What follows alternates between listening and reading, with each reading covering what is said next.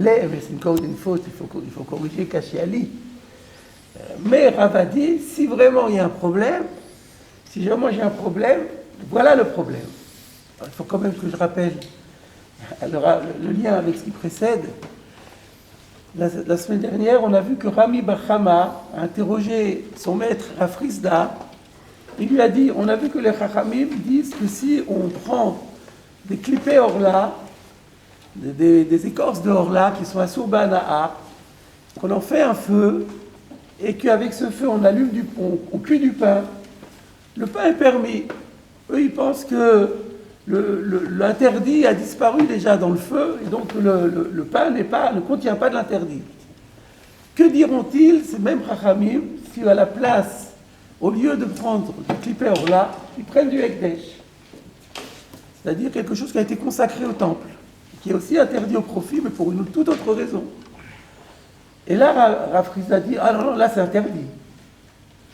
Et là, il y a la Gemara demande, mais quelle différence? Ça c'est à Soubana, et ça c'est à Soubana. La Gemara répond, alors c'est Rava qui prend la parole, c'est pour ça que c'est Rava qui intervient ici. Rava dit, Achi Ashtar, mais qu'est-ce que tu veux comparer le Orla avec le Ekdesh? Ça n'a aucun rapport. Ekdesh, alors j'explique d'après Rashi, Ekdesh c'est beaucoup plus grave, les Chachamim sont beaucoup plus sévères. La preuve, c'est que, en général, Orla, si on a un fruit de Orla qui s'est mélangé dans d'autres fruits permis, quelle est la quantité à partir de laquelle on considère que la Orla est annulée? 200, 1 dans 200. Si c'est du Ekdesh qui se mélange dans autre chose, quelle est la quantité qui annule? Aucune. Même s'il y a 1 milliard, ça reste interdit. On voit bien que les Chachamim ont été beaucoup plus sévères. Et donc, cette sévérité va se retrouver aussi par rapport au problème du pain. Bon, on a beaucoup évoqué tout ça, on a discuté là-dessus la semaine dernière, je ne reviens pas. Maintenant, Rava dit, donc moi j'ai résolu le problème. Par rapport à ce qu'a dit Rafrizda, la question que vous avez posée, quelle différence entre Ekdesh et Orla, j'ai dit c'était évident la différence. Mais par contre, j'ai une autre question sur ce qu'a dit Rafrizda. L'enseignement de Rafrizda qui dit c'est interdit me fait problème, mais pour une autre raison. Et là, voilà ce qu'il veut dire. Et là, ça annule ce qui précède. C'est-à-dire, Rava dit, ta question, c'est pas une question. Je ne veux pas dire que c'est une clotte cachée, mais c'est pas une bonne question. Ikashiali, ha kashiali. S'il y a une question à poser, ça c'est une vraie question. Quoi?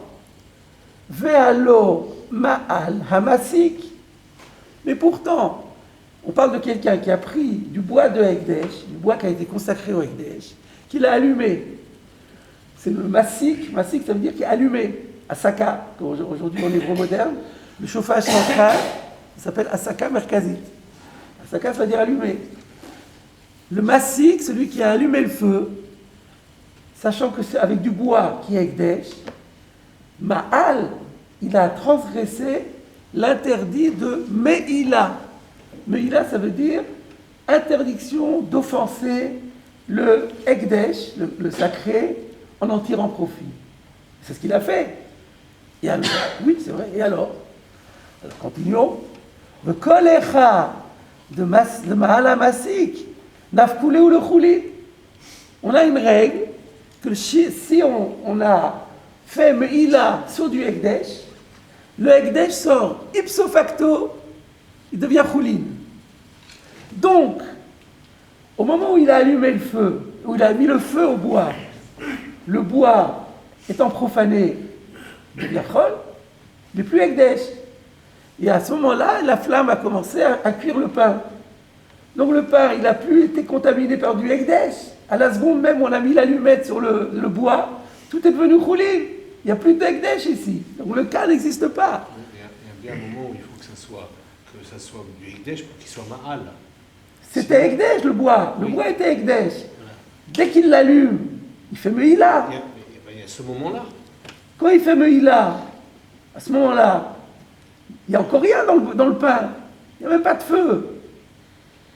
Donc le pain n'est pas contacté encore. Il n'est pas concerné. À la seconde où il a mis la flamme, c'est chol. Petit à petit, ça va toucher le pain, mais c'est fini. Voilà la question.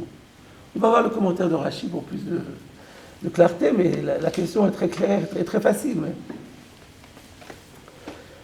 Alors, on va voir. Attendez, je regarde.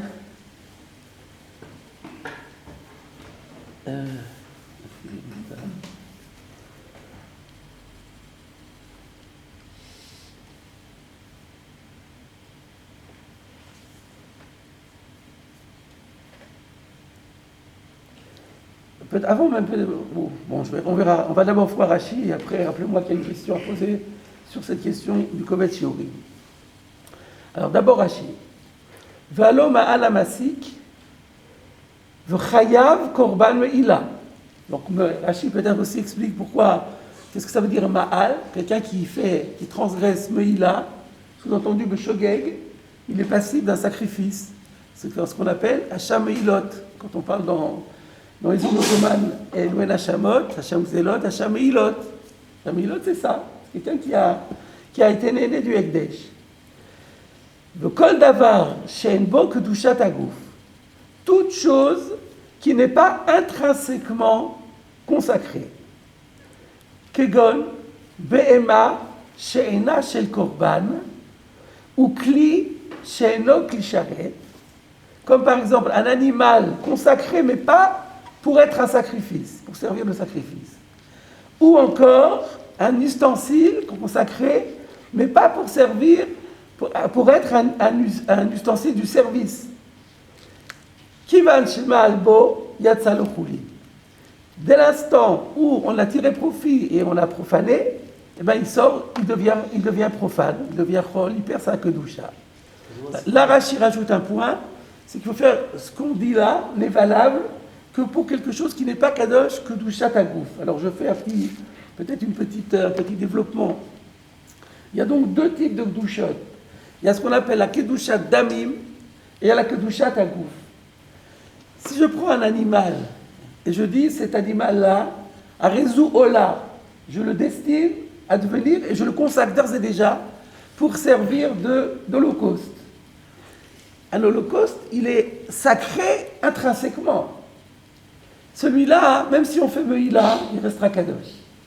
La Meïla ne casse pas la kedusha de quelque chose qui est intrinsèquement, le corps est sacré. Par contre, prenons un animal, un chien, c'est pas joli. Vous pouvez vous engager à faire un... On prend une vache, et cette vache, on en fait cadeau au temple pour qu'il la vende au marché et qu'avec l'argent, ça serve à l'entretien du temple. Ça, c'est donc sacré par rapport à sa valeur. Pas par rapport à le corps lui-même, mais c'est uniquement sa valeur qui est consacrée. Pour le kéli, c'est pareil. Un kéli charrette. Vous savez qu'au Beth Amidash, il y avait des aspersoirs, des mizrakim, il y avait le couteau de la shrita. C'était des couteaux kadosh. Ceux-là, ils étaient intrinsèquement kadosh. Là, il n'y a pas le din de Kivan de Ma'al Nafak le Chouli. Par contre, je prends une bague en or et je l'offre au Beth Amikdash pour qu'avec cet argent, ils le vendent et qu'ils puissent faire des travaux d'aménagement du Beth Amikdash. Donc la bague n'est pas consacrée intrinsèquement, elle est consacrée que pour sa valeur. C'est clair, je pense. C'est ça, donc c'est ce que dit Rashi. On ne parle ici, donc les hatzés, c'est pour ça que les hatzim dont on parle ici, après ça, c'est pas les hatzim de la maracha, c'est pas le bois qui devait servir à monter sur l'autel pour brûler les sacrifices. Ceux-là, ils sont peut-être intrinsèquement sacrés. Mais on parle de bois qui avait été un bûcheron, il avait des bois. Il les a offerts au Beth Amikdash pour qu'avec cet argent, on en fasse des choses. Ou bien qu'on fasse des meubles, qu'on fasse des meubles, ou qu'on ne fasse des choses sacrées. Voilà, ça c'est la précision que Rashi nous apporte. C'est juste, Rashi fait preuve de pédagogie, parce que comme on n'est pas dans la Sougia, alors il en profite pour nous donner quelques rudiments. Alors, je reprends le Rashi, Kivan Shema Albo. Donc, lorsque ce n'est pas quelque chose qui est Kadosh, Kedushat Hagouf, intrinsèquement sacré, alors, dès qu'il a fait Meïla, c'est-à-dire qu'il a tiré profit, Yatsa le Chouli. D'où on sait ça? Maintenant, Rashi va développer d'où ça sort. Ditnan, c'est une Mishnah. Dans quelle Masechet? Sans surprise, Masechet Meila. Daf Yutet Amud Bet. En Moel Achar Moel Bemukdashin Ella Behema ou Kli Sharet Bilvad. Ça veut dire quoi? On ne peut pas faire Meila sur un objet ou sur quelque chose sur lequel on a déjà fait Meila. On ne peut pas faire Meila deux fois dans ce qui est consacré, sauf à l'exception d'un animal ou d'un clicharet. Alors ça veut dire quoi? Pourquoi je ne peux pas faire deux fois Meila? Parce que la première fois, ça fait sortir la pouline. Après, on ne peut plus faire Meila. Mais Behema, c'est le Korban, ou Klicharet, qui est Kadosh Kedushat Hagouf, celui-là, il restera Kadosh, donc on peut faire Meila, Donc la règle de Rashi, elle est écrite de cette façon dans la Mishnah. Donc c'est marqué pour Klicharet, c'est bien clair, mais pour Behema, c'est pas clair qu'on parle de Behema. Oui, mais bon, quand on voit, j'imagine que quand on va regarder la Mishnah là-bas, ça sera clair. Aval kol midei acharina, mais toute autre chose, mi meila rishona, nafka lechulin. À partir de la première meila, c'est déjà sorti chulin, et donc il ne peut plus faire meila. De Kaimelan, et là Rashi nous dit, parce que nous avons un principe, ce principe est dans aussi Masechet Meila, En meila bechol makom, ela shinui, Shenishtanea mikedushato. Meila ne désigne jamais autre chose qu'une modification de ce qu'il était auparavant. Et donc, en l'occurrence, la Meila, ça veut dire il est modifié par rapport à son statut de Kadosh. De Kadosh, il part à Chol. D'où ça sort ce principe-là? La Gemara amène la raya de Sota. Parce que où est-ce qu'on trouve le mot Moël dans la Torah, à part dans le contexte de Ekdesh, dans Parashat Nassau, à propos de la femme Sota. Timal, qui Timal, Isha, Shema'ala, Baba'ala. Et alors la Gemara explique, ça veut dire quoi là-bas? Bon, nous on traduit qu'elle offense son mari. Mais la Gemara explique, non, c'est qu'elle opère une modification. Une modification dans sa relation. Avant, elle avait une relation privilégiée avec un mari. Et là, maintenant, la relation privilégiée, c'est quelqu'un d'autre. Elle a modifié. C'est ça la Meila. Donc, c'est comme ça que... Et le Gabé Ekdesh, le Chinouille, c'est que c'est passé de Kodesh à Chol. Voilà. Et donc, pardon? Si c'est des clicharets, il y a un Meila à chaque fois. Ah oui. Et donc il n'y a pas de changement. Non? Alors on ne peut pas dire que Meila, c'est chaque fois qu'il y a un changement. Ah ouais, ce que vous dites, c'est que dans le cas de Klicharet, c'est un abus de langage quand on emploie le terme de Meila. Parce que vous avez raison. C'est-à-dire que, parce que on a gardé le même terme pour tout. Mais à l'étymologie de Meila, c'est plutôt pour quelque chose qui n'est pas cliqué, non, je connais Châtagou. Ouais. Je pense, je n'ai pas vérifié, il faudrait peut-être la Masechet Meila pose votre question, si ça se trouve. Mais sinon, on pourra dire comme ça.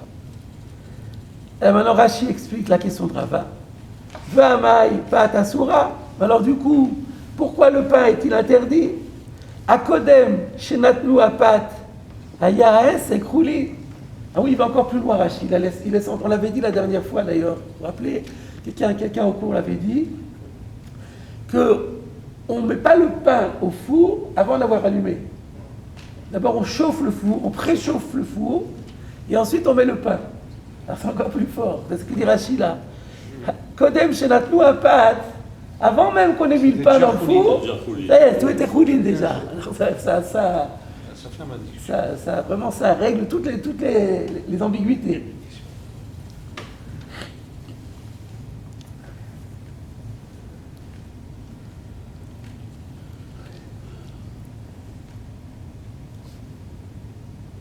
Alors je signale simplement qu'à ce sujet de ce qu'on vient de voir, le Meiri écrit que le Rambam est en désaccord avec Rashi.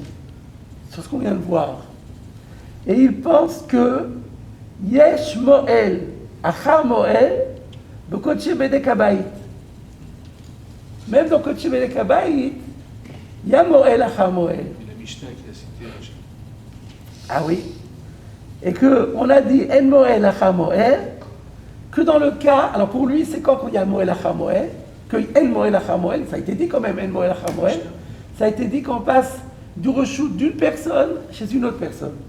Parce que quand par exemple on a donné au Ekdesh quelque chose, ce Ekdesh, pour avoir de l'argent, va le vendre. Et il va récupérer l'argent et après avec cet argent il fera les travaux du Beit Hamikdash. Donc là, le Ekdesh change de reshoot. S'il y a un shinui reshoot, là ça s'appelle Meila et En Moel Achar Moel. Là ça sent le chouli. Mais autrement, si c'est simplement ça reste chez moi et j'en tire profit, Rachid a dit c'est pareil, le Rama n'avait pas de cet avis. Alors le problème qui se pose, d'après le Rambam, on ne comprend plus la question de Rava. Ici c'est resté sa propriété. Il a allumé le feu, c'est tout. Il ne l'a pas vendu à quelqu'un. Donc ça reste kadosh. Donc la question de Rava n'a plus de sens. C'est là que le Meiri lui-même soulève le problème.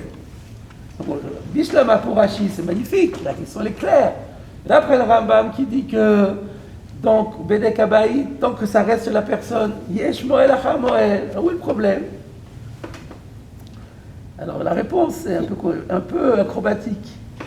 Que le fait de l'allumer, de transformer complètement l'état physique de la chose, on était sur du bois qui va devenir une flamme, c'est pas moins que de passer d'un reshoot de quelqu'un à quelqu'un d'autre. Donc ça aussi, donc on a assimilé l'un à l'autre.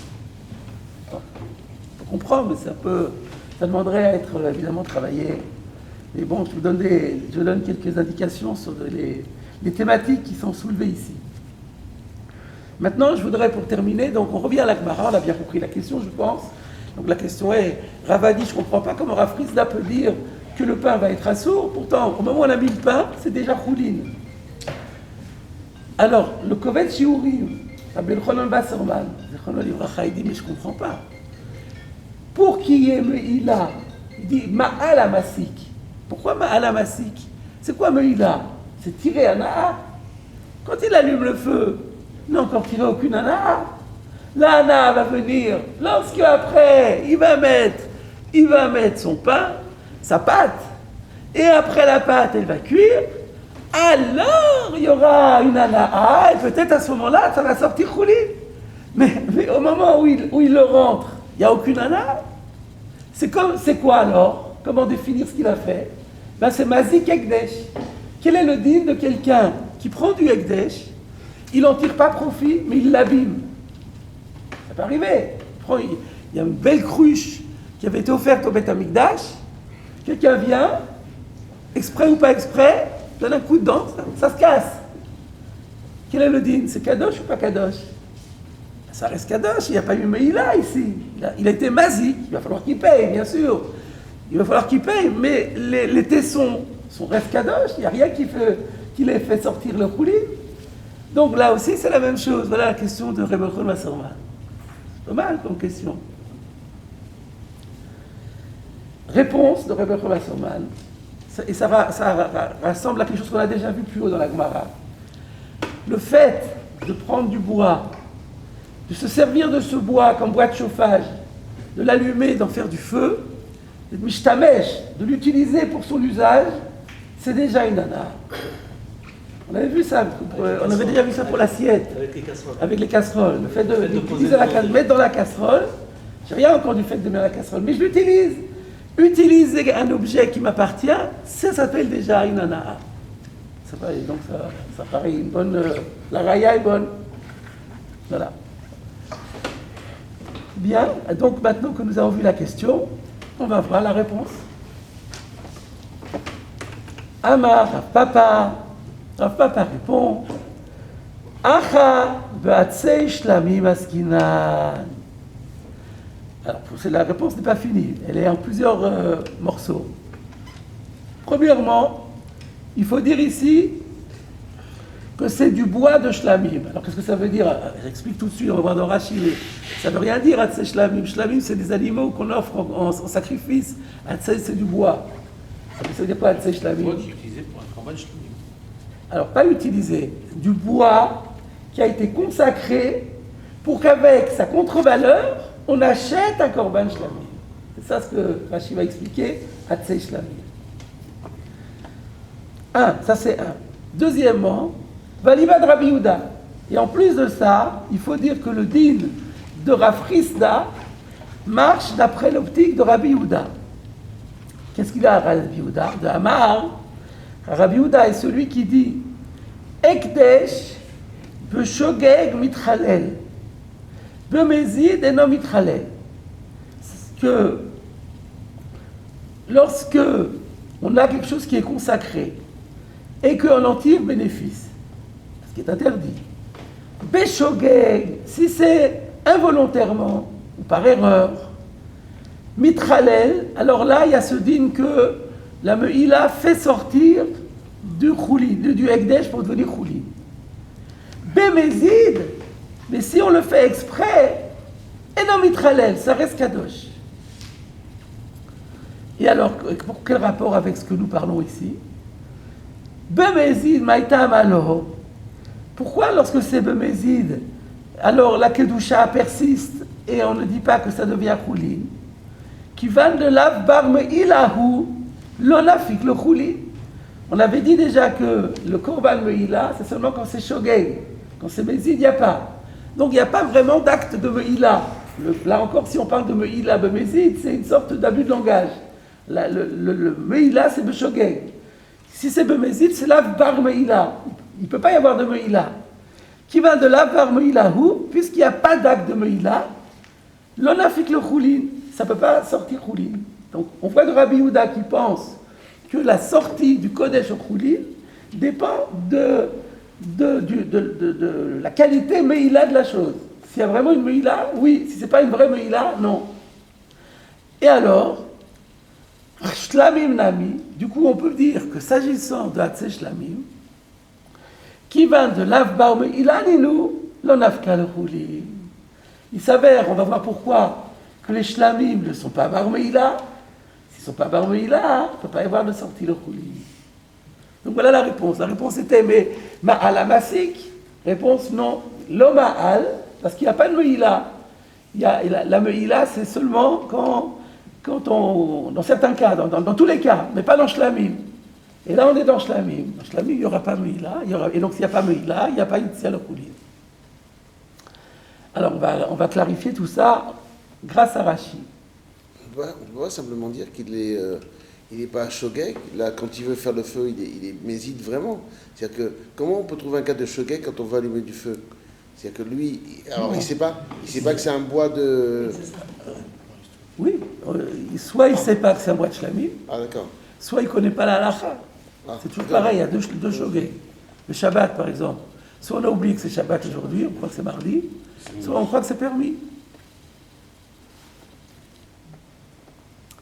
Alors, Rashi, Batzei Shlamim, Shit Pisan, le Dmei Shlamim, le Mochan, Velekach, Bedameen, Shlamim. C'est clair. It Pisan, ça veut dire il les a consacrés pour l'argent d'un sacrifice de Shlamim. C'est-à-dire pour les vendre et qu'on achète avec l'argent récupéré des korban shlamim. Et alors, v'kochim kalim en la emeila. Vous savez que shlamim, c'est kochim kalim. On le dit dans les Urukoman. Il y a les khatat, hacham, c'est koché kodashim. Et ensuite, quand on arrive à shlamim, c'est kodashim kalim. Et avec des dîmes qui changent. Et en particulier, on découvre ici que dans les Kochim Kalim, il n'y a pas Meïla. Et pour quelle raison? De l'Av Koché Hashem Karinanbe. Parce que ça ne s'appelle pas consacré, ou alors quelque chose qui est consacré et qui appartient à Dieu. C'est consacré, mais ça n'appartient pas à Dieu. Pour qu'il y ait Meïla, il faut que ce soit quelque chose qui devienne la propriété d'Hachem. Et pourquoi ce n'est pas le cas? Chez Koulan la Baalim. Parce que le Korban Shlamim, même qu'une fois consacré, il reste le propriétaire du Shlamim, reste le propriétaire patrimonial de cette bête. Complètement. Koulan la Baalim. Ve'en la gavoa ba'en, ela la'achar zrikat damim et ha'emurim. Et Dieu n'en possède rien. Et la seule chose que Dieu va finir par en posséder, c'est la chazrikat damim. C'est seulement une fois qu'on a aspergé le sang. C'est-à-dire on a fait la shrita, kabbalat adam, olachat adam, zrika. Là, il va y avoir un tout petit morceau pour Hachem, c'est les mourim. Et jusque-là, tout appartient au propriétaire. Ça ne s'appelle pas Kodesh Hachem. Veisura mihar chiva alayhu. Par contre, comme c'est consacré, ça m'appartient, mais je l'ai consacré à Hachem, il y a un interdit d'en retirer profit. La seule chose qui est... On n'a pas... C'est-à-dire, Hachi, on a dit, on aurait pu penser, alors du coup, je peux tout faire avec. Non, non, non. Dans la Masachet Moïla, on explique que cette appartenance, cette propriété, a seulement pour conséquence de faire qu'il n'y aura pas le dîme de Moïla. Mais pas plus. Il n'y a pas qu'on a le droit d'en profiter. On n'a pas le droit d'en profiter, mais si on en profite, ça ne rentre pas dans la catégorie à la chik Meïla. C'est clair? Il n'y a pas que Shlamim alors finalement. Pardon? Donc le din, c'est pas Rak Atse Shlamim, c'est Atse Kol Kodashim Kalim. Oui, c'est tout. Dès que vous avez d'autres Kodashim Kalim, c'est presque que ça. Pratiquement que ça. Excusez-moi, donc une personne, elle peut dire soit je donne cet argent pour le Beth Amikdash, Ouais. ou elle peut dire je le donne, mais je veux que ça soit pour cette affectation-là. Un don affecté, on appelle ça. Un don affecté. En consistoire, on connaît bien ça. Donc c'est le cas ici. Quoi. Mais dans les shlamim, c'est même pas un don affecté. Ça reste ma Oui, c'est ça. Alors je voudrais citer ici une question encore une fois, de Rabbi Chol Wasserman. Il dit, je ne comprends pas comment on peut dire que le Kodashim Kalim, continue à appartenir au propriétaire.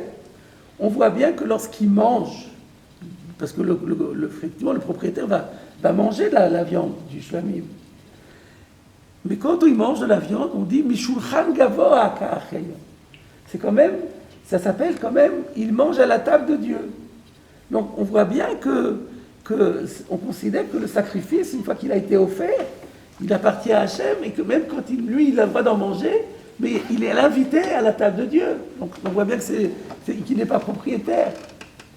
Bon, ça c'est pas encore très probant. Alors il renforce la question, il dit quelle différence finalement avec les khatat, un korban khatat. Les kohanim mangent aussi. Alors, c'est Pas les Béalim.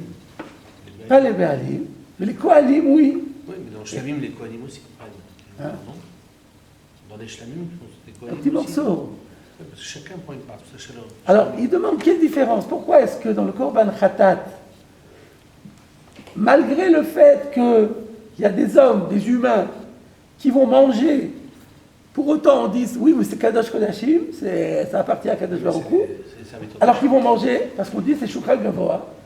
Ben, disons la même chose pour les shlamim. C'est vrai qu'il va manger, c'est vrai que le Bali va manger, mais ça appartient à Kadosh Baruch Hu. Les Kohanim, c'est lui-même le représentant d'Hachem. Donc c'est comme. Non, mais non, attention, un Kohen n'a pas le droit d'être Moël Begdeh. Évidemment que non, mais C'est ça qu'il dit. De la même façon que les Kohanim Ochlim, et ça s'appelle Ekdesh, Kodesh Hashem. Donc Khatat, les Kohanim mangent, et ça s'appelle Kodesh Hashem. Dans les Shlamim, le Balabait mange, et de ce fait, on dit que ça ne s'appelle pas Kodesh Hashem. Lui, il mange, et lui, il mange. Quelle est la différence? C'est-à-dire qu'il a l'air d'avoir compris. Après, je vais dire que Rashi a répondu à sa question, autrement que lui. Lui, il a l'air d'avoir compris que ce qui fait la preuve que ce n'est pas Kodesh Hashem, c'est que le Baalim la consommation. Le consomme. Il consomme la quasi-totalité, à part un petit morceau que les mourir, et un petit morceau qui donne au Kohanim. Alors il dit donc si c'est ça, alors la même chose pour le Kohen. Et comme on voit pour le Kohen, le fait qu'il mange, ça prouve rien, alors on peut très bien dire la même chose pour les shlamim. Alors qu'est-ce qu'il répond? D'abord sa réponse. Il dit que c'est différent par rapport à la kapara. Quand les Kohanim mangent, c'est ça qui fait la kapara. Bah, il y a un dit comme ça, Kohanim ochlim ou Baalim mitkaprim. Donc on voit bien quand le Kohen mange, il est dans son sacerdoce.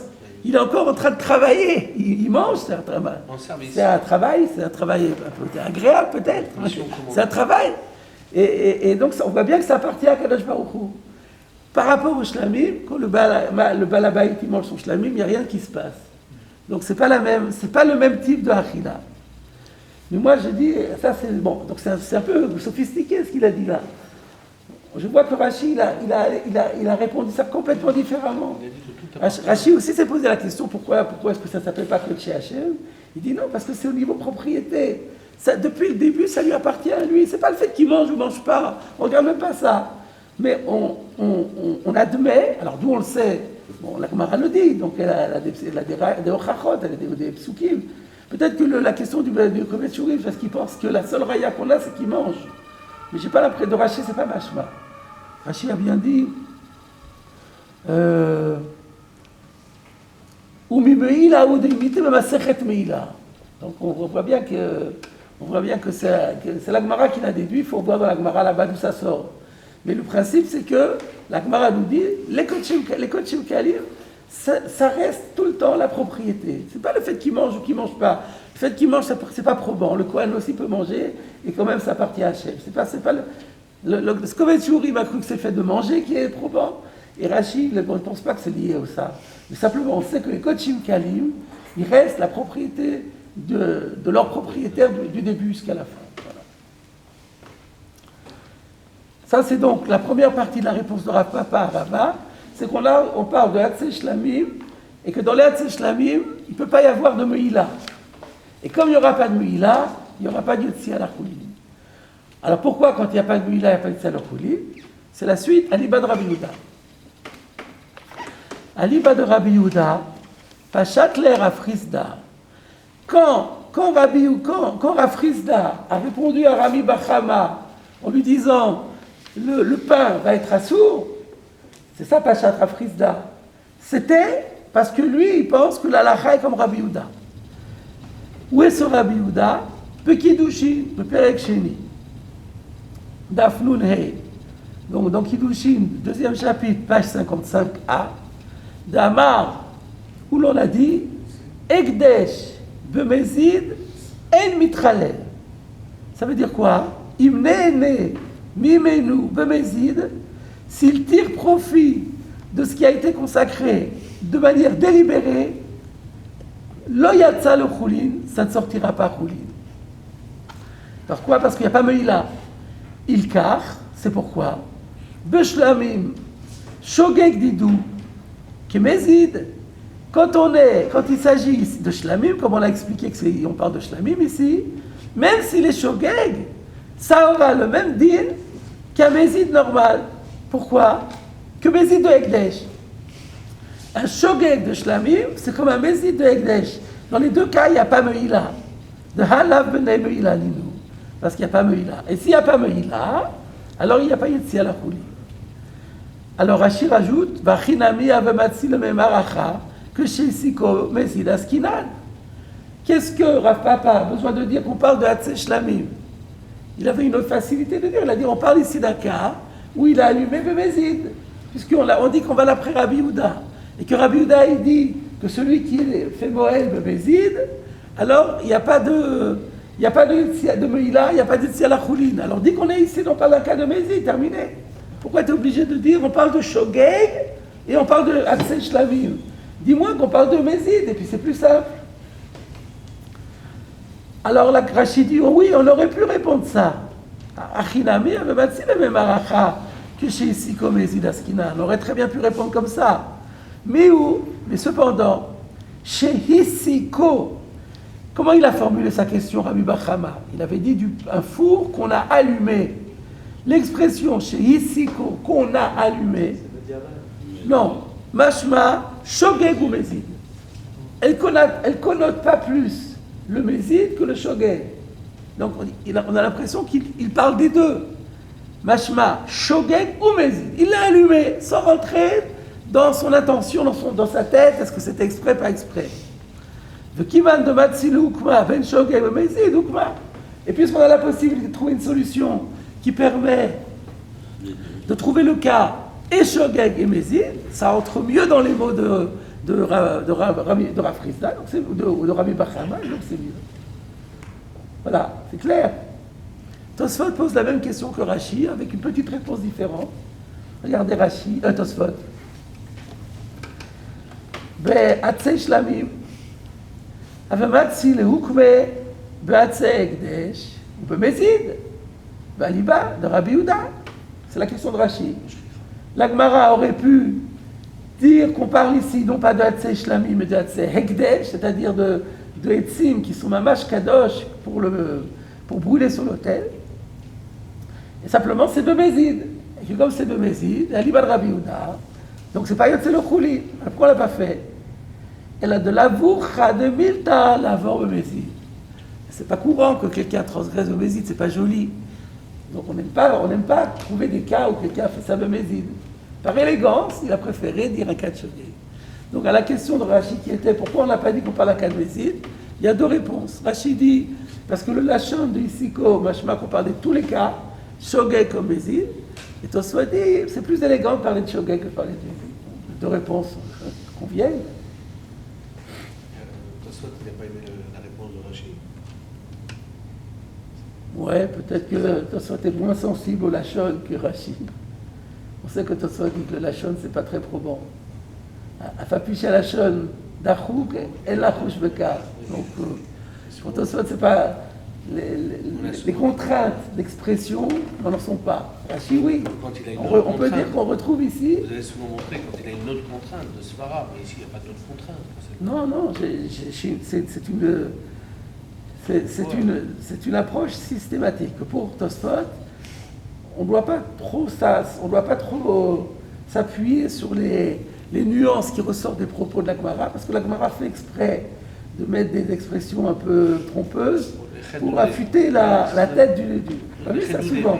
Alors quand Rachid dit c'est machma les deux, c'est pas sûr, tu peux très bien dire qu'on parle en ce cas-là. Il n'est pas convaincu. Hein. Ici, que ça peut très bien le Mezid. Rachid qui est plus sensible, il dit non, ici c'est shogeg et mezid. On a vu plusieurs fois que Tosfot n'est pas insensible dans la chose complètement. Non, mais là, il préfère la sienne. Parce que la sienne, elle est indiscutable. Indiscutable. Ah oui. On voit ça souvent, même dans Shabbat Avgimel, on a vu tout ce qui est écrit dans Chayav, dans toutes les Mishnot de Shabbat, c'est Chayav Khatat, pas Chayav Skila.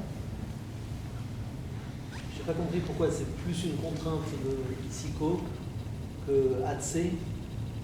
Hatzei aussi, on pourrait dire, oui, mais quand il parle de Etzim. Oui, Etzim, on n'a pas dit qu'il y a Etzim. Ben oui, Donc ça peut être Hatzei Shlamim, ça peut être Hatzei Ekdesh, c'est-à-dire comment on oui, veut. mais justement, Rav Papa dit non, mais c'est ce cas-là. Pour répondre.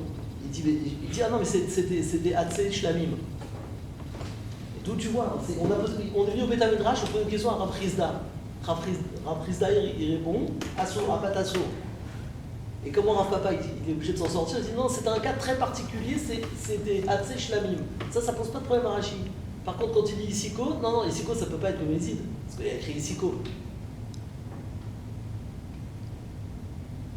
Pourquoi c'est plus facile de dire qu'on parle d'un cas de shogeg, quitte à dire que la Tzegdesh c'est shlamim, plutôt que de dire que le cas, c'est on est mezid sur un cas de quoi général? Mais non, c'est pas général. La Tzegdesh, Ouais, ça sera toujours ou l'un ou l'autre. C'est-à-dire, Hatzei Ekdesh, c'est ou bien c'est Hatzei Shlamim, et à ce moment-là, il n'y a pas Meila, ou bien c'est Hatzei Ma'aracha, et dans ce cas-là, ça reste toujours Kadosh. Ou alors c'est Hatzei Ola, par exemple. Il y a trois solutions. Il y a trois solutions. Alors si on dit que c'est Hatzé Ekdesh, Mamash, qui sont Kadosh, alors du coup la question de Malamasik tombe à l'eau. Et pourquoi on n'a pas voulu dire qu'on parle de Hatzé Ekdesh? Un instant.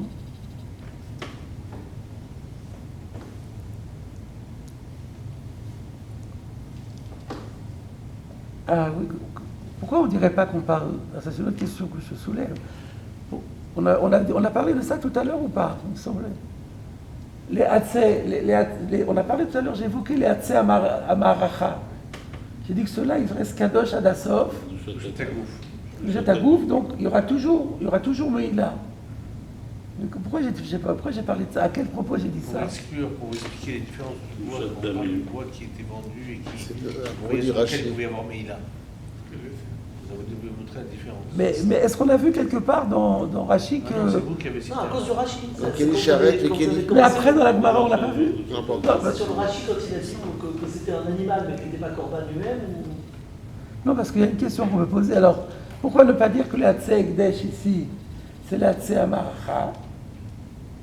Et le Hatzé Amaracha, même s'il y a Meïla, mais Yesh Moël Achamoël, terminé. Parce que le déchaîne. Hein? Parce que le déchaîne, c'est toujours mieux. Le quoi, le? Il y a le déchaîne après, c'est toujours mieux. Le déchaîne, ça c'est une fois que c'est... oui, même le déchaîne, ça reste assourd. Alors pourquoi on n'a pas dit qu'on parle ici de Hatzé Ekdesh terminé? Sans doute que c'est pas possible.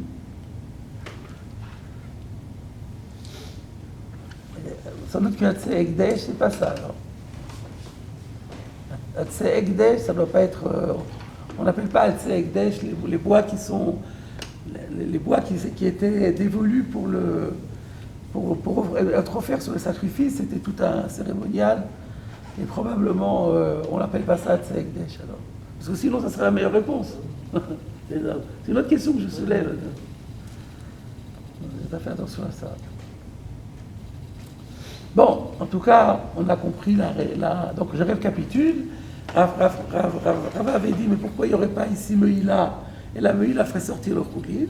Réponse, on est dans un cas où il n'y a pas de Meïla. Quand il n'y a pas de Meïla, ça reste Kadosh. Voilà. Alors on aurait pu dire, on parle d'un cas de Mézid, on a parlé d'un cas de Shogeg, mais de Hatzé Shlamim. Et ça, Rava, il n'avait pas envisagé. Oui, c'est ça, il n'avait pas envisagé. Il pensait qu'on parle de Hatzé Ola. Et là, si c'était Hatzé Ola, on était cuit là.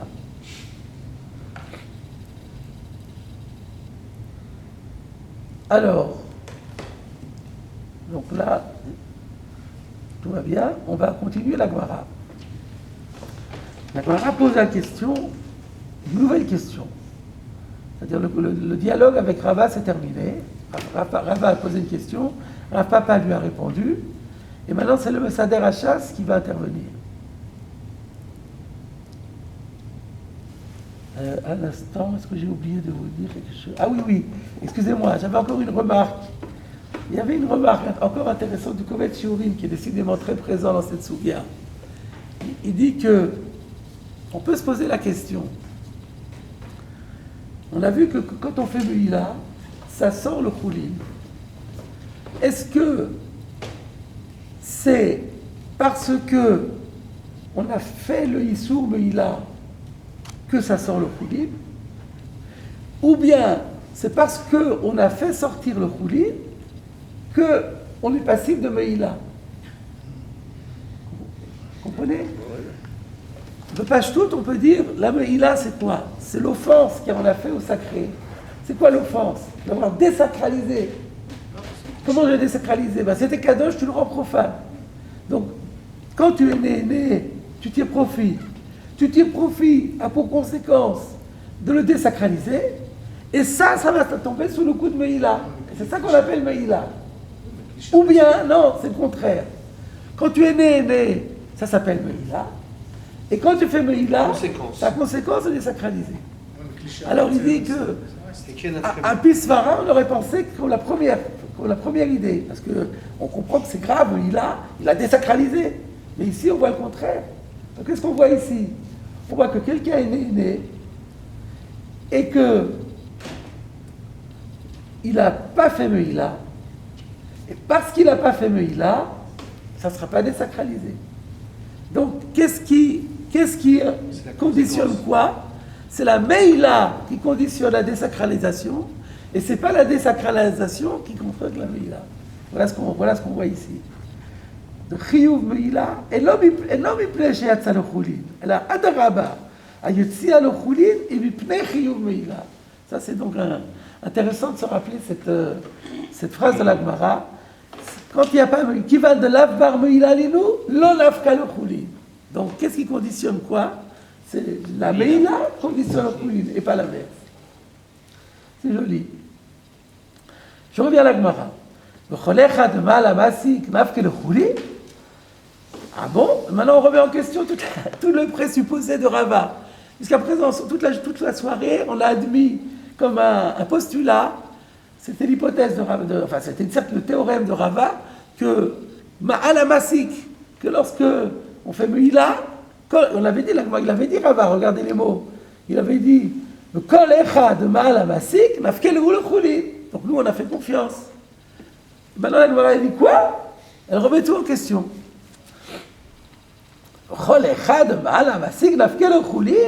Est-ce que vraiment on peut dire que chaque fois qu'il y a l'allumeur qui fait Meïla, ça va entraîner que le bois va devenir Choulin? Vatania. Pourtant, il y a une braïta qui dit Kol anisrafin afaran mutar chutz me'atzeh ashera ve'efer ekdesh le'olam asur. Donc, il y a Kol anisrafin, tous les interdits au profit dont la loi est que la manière de s'en débarrasser, c'est de les brûler. Regardez dans Rashi, il explique mieux. Kol anisrafin b'shilhei perek batra de Tmura mefaresh eilu nisrafin ve'eilu nikbarim. À la fin du dernier chapitre du traité Tmura, on explique ce qui doit être brûlé et ceux qui doivent être enterrés. C'est-à-dire il y a toutes sortes, il y a toute une liste de choses qui sont interdites à la consommation, au profit, comme on a vu Kilaïm, Orla, Avodah Zara, Ekdesh, 1000 choses. Il y en a, qu'est-ce qu'on en fait? Il y en a où la règle est, il faut les brûler. Il y en a où la règle est, il faut les enterrer. Et par rapport à ceux qui doivent être brûlés, c'est de ça que dans la Braïta parle. Kol anisrafin, tous ceux qui rentrent dans la rubrique des interdits au profit, où la règle est qu'ils doivent être brûlés, que se passe-t-il avec la cendre une fois qu'on les a brûlés? C'est ça la question. Kol anisrafin afaran mutar. D'ailleurs, c'est comme ça qu'on l'explique, c'est comme ça qu'on les brûle. Parce qu'une fois qu'on les a brûlés, le issour est parti et la cendre, on va pouvoir l'utiliser pour rejeter sur les immondices ou des choses comme ça. Alors que les autres, ça ne sert à rien de les brûler parce que même si on les brûle, la cendre aussi sera interdite. Et ça risque d'entraîner des mircholim, que des gens vont faire des issourim. Il vaut mieux les enterrer. Comme ça, une fois que c'est enterré, on n'en parle plus, personne ne peut n'y avoir accès. Alors donc, en général, ceux dont la règle est qu'on les brûle, une fois brûlés, la cendre obtenue est permise. Il y a deux exceptions. Chutz me'atzeh ashera. À l'exception des bois provenant de la Avodah Zara, même brûlés, ça reste interdit. Ve'efer ekdesh le'olam asur. Et la cendre qui provient du ekdesh qui a été brûlé, elle est toujours interdite. Donc elle est toujours interdite. Alors si elle est toujours interdite, donc on voit que on est massik, on est moël, le massik a été moël, c'est pas Yotzei la Choulin, puisque c'est toujours assour. Donc quelle était la question de Rava? Comment Rava a-t-il pu dire Valo ma'ala massik, mais qui va de ma'ala fik le Choulin? Mais non, il faut lui dire, mais même la cendre, dans le Ekdesh, même quand c'est devenu de la cendre, ça reste encore assour, donc le feu il est assour. Et la Mishnah que Rachid avait citée plus haut? Laquelle? Dans Meïla, justement pour expliquer cette règle. Il a dit ça ne sort pas de nulle part. Ça vient d'une Mishnah dans Meïla, de la tête. Laquelle? Que quoi? Que? El Moël Achar Moël. Vous avez dit. El Moël Achar Moël, d'accord. Le principe. Mais là, on parle d'autre chose. Là, on te dit que El Moël Achar Moël. Ça veut dire que si, une fois que tu as été Moël, c'est Yotze le Choulin. Mais là, on parle de brûler. Et brûler, ça reste, la cendre reste à sourd. Dérivé. Mais quand c'est un sourd, Moël, c'est pas nécessairement brûlant. Là, on parle de brûler. on ne peut pas envisager de dire que ça sort la chouline, mais qu'il y a un issour, par exemple, de Ramadan qui reste sur ce qui est brûlé. Là, on parle d'un issour de Raïta qui va. Ah, Papa Shtout, en tout cas, il a compris que c'est une sorte de Raïta, ouais. Peut-être qu'on va parler de ça, c'est possible. Alors, regardez Rashi déjà. Rashi a un problème sur le mot Efer Ekdesh Le'olam Asur. Regardez Rashi. L'Achin Akat Gabe Ekdesh Le'olam, Gabe Ashera Lo Nakat Le'olam. La question de Rashi est, j'ai un problème de parallélisme entre Atse Ashera et Ekdesh. Efer Ekdesh. On a dit Chutz me'atse Ashera ve'efer Ekdesh. Efer Ekdesh le'olam asur. Mais tu n'as pas dit le'olam asur pour le Atse Ashera. Pourquoi? Pourquoi tu mets le'olam asur pour Ekdesh et tu ne mets pas pour Ashera? Pourquoi il n'est pas en facteur? Ah ben non, parce qu'il y a écrit ve'efer Ekdesh le'olam asur. Il n'y a pas écrit Atse Ashera asurim. Chutz me'atse Ashera, qui sont sous-entendus, ils sont assouris par le chutz, c'est tout. Et à part ça, Efer Ekdesh le'olam asur. Pourquoi tu couples entre les deux? Et tu mets le olam pour l'un et pas pour l'autre. Rashi, Mishum, de Ashera, yesh la heter. Parce que même si on a dit qu'en général, la Ashera qui est brûlée, elle reste à Soubana'a, mais on ne peut pas dire que c'est le olam asur. Il y a des cas où on arrive à rentrer dans les... à éviter l'interdit, à contourner l'interdit et à faire en sorte que ça sera permis. C'est quoi le cas? Im sorfa oved kochavim ou vitla. Dans Avodah Zara, il y a un concept, on en reparlera ultérieurement, c'est bitul Avodah Zara. C'est quoi bitul Avodah Zara? C'est-à-dire on décide de désacraliser, si on peut parler ainsi, l'idole. Alors, justement, un juif qui serait au Oved Avodah Zara ou qui posséderait une Avodah Zara, il ne peut pas être mevatel. Son bitul ne vaut rien. Mais un goy qui a son idole, son Dieu, et il décide de lui donner un coup de pied et de dire que ça ne l'intéresse plus, il change de religion, et celui-là ne l'intéresse plus, c'est baptême, ça lui enlève tout caractère de Issou. Donc s'il le brûle, il n'y a pas d'acte de rejet plus fort que celui-là. Donc il y a un cas de Hatse Ashera où on va trouver, donc c'était un bosquet sacré qu'on adorait, on se prosternait. Le propriétaire l'a pris, un beau jour, il était furieux parce qu'il avait demandé à être exaucé, ça n'a pas marché. Il l'a pris, il l'a brûlé. Eh bien, lorsqu'elle a la cendre, elle est permise, parce qu'il y a eu un bitoul. Alors que dans Ekdesh, ça n'existe pas, parce que la notion de bitoul n'existe pas. C'est ça que Rachid dit. La chilakat gabe Ekdesh leolam, gabe Ashera lo nakat leolam, mishum de Ashera yesh la eter, im sorfa, oved kochavim ou bitla. Aval Ekdesh, en bo bitoul. Vachi mefouraj beshilhei tmura. En fait, c'est la Gemara qui le dit à la fin de Tmura. Donc, en tout cas, la question est posée. Il y a écrit que Efer Ekdesh le'olam asur, comment ça ne contredit pas la règle qu'on avait dit que chaque fois qu'il y a Meïla, c'est Yotze la Choulin. Alors, on va voir dans la Gemara deux réponses. Amar Rami Bachama, Rami Bachama dit que Gol, je continue encore un petit peu parce qu'on a commencé tard, ça ne vous dérange pas? Et l'avantage, c'est qu'on va faire Mariv à la Shkia, comme ça. C'est pas très long, j'avance encore 5 minutes. Amar Rami Bachama, Kgon Shenafla, Deleka, Me'elea, Be'atse Ekdesh, de Leka Inish, de Denim Ol. Rami Bachama, il dit, le cas où la Braïta dit que Efer Ekdesh, l'Olam Assour, c'est le cas suivant. Il y a eu un incendie. Un incendie s'est déclaré de lui-même. Et il a touché les Hatse Ekdesh. Dans ce cas-là, il n'y a personne qui a fait Meïla. Dans ce cas-là, si personne n'a fait Meïla, le Ekdesh va brûler, il va être réduit en cendres, mais la cendre, il n'y a aucune raison de dire qu'elle est sortie Khouline. Donc le Olam Assour. Mais ça ne contredit pas ce que disait Rava, parce que Rava parlait d'un cas où c'est la personne elle-même qui brûle, qui allume délibérément et qui fait une Meïla, un acte de Meïla. Donc c'est très simple.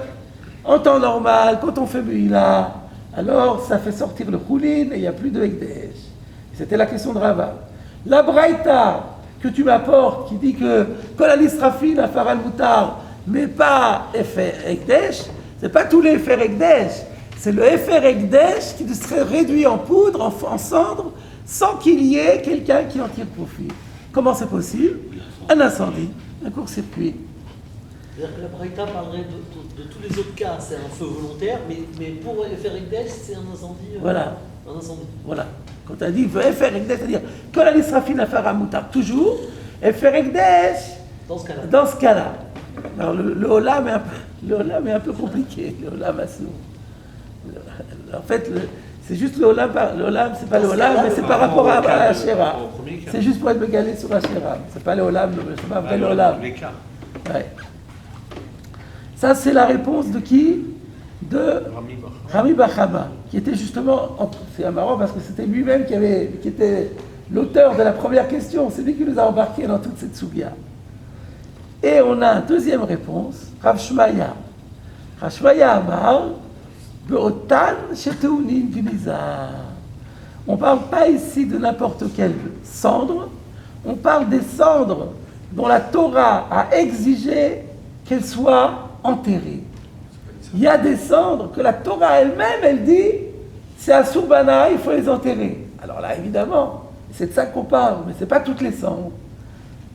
De Tanya, et ça c'est quelque chose qu'on a déjà vu récemment, à propos du Troumat HaDeshen, de Samo et Tzelam Mizbeach. Rappelez? Dans Parashat Tzav, Verim et HaDeshen, Asher Tochal HaEsh, de Samo et Tzelam Mizbeach, il fallait que le Kohen, tous les jours, prélève un peu de cendre sur l'autel et qu'il le pose à côté de l'autel, par terre. Et là-bas, il y a écrit le Samo. On avait dit le Samo Benachat. Il faut qu'il le pose doucement pour pas que ça s'envole. Le Samo Kulo, il faut qu'il mette tout. Il ne faut pas qu'il y ait une déperdition, parce que tout est kadosh. Le Samo Shelo Yitpazer. Et il faut faire attention qu'après, une fois que c'est posé, ça ne s'éparpille pas. Il va devoir l'enterrer. Et de là, on avait vu que ça prouve que ça reste à Surbana. C'était par rapport à la question, une fois qu'on a fait la mitzvah, est-ce que ça reste à Surbana ou pas? On avait Troumat HaDeshen, c'est spécial. J'avais Troumat HaDeshen, Shnek Tuvin Abayin Ke'echad. Rashi nous dit, il y a un premier Rashi qui nous dit, Rami Bachama Rav Shmaya, Ha'efer Ekdesh, L'Olam Assour Behadre. Tous les deux, ils cherchent à expliquer que veut dire Efer Ekdesh L'Olam Assour. J'ai été un peu étonné de ce Rashi parce que c'est clair qu'on a compris comme ça. Mais bon, parce que c'est sur ça que portait la question. Oui. Et pourquoi Rashi a besoin d'intervenir? C'est pas chaud que c'est sur ça. Mais comme il n'y a pas écrit dans la Gemara, Amar Rami Bachama Kegon. Donc là, on peut dire que le dérève de Rashi, c'est que lorsque la Gemara elle est elliptique, alors il la complète, peut-être. À moins qu'il y ait derrière encore autre chose que je n'ai pas découvert. Deuxième Rashi, Ve'efer Ekdesh L'Olam Assour, L'Achinakat Gabeheg. Ah non, on a fait ça déjà, un instant. Ne pas ce Rashi-là, le deuxième. Bo'oto Efer Shetaun Gniza, Ka'amar L'Olam Assour. Quand on a dit L'Olam Assour, c'est une cendre très spéciale qui a une obligation d'être enterré. De quoi il s'agit?